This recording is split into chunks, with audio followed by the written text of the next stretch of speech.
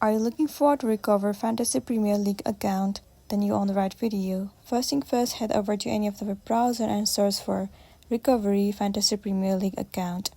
Head over to this site. Well, if you still have the access to your account, then you can try changing the password for you to recover.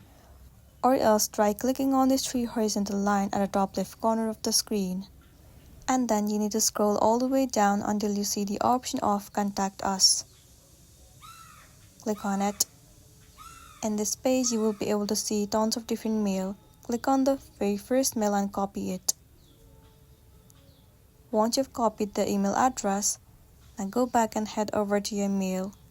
Once you're on your specific mail associated with your account, click on Write a new email. Paste the mail that you have just copied. Now in the section of topic, you have to enter account recovery.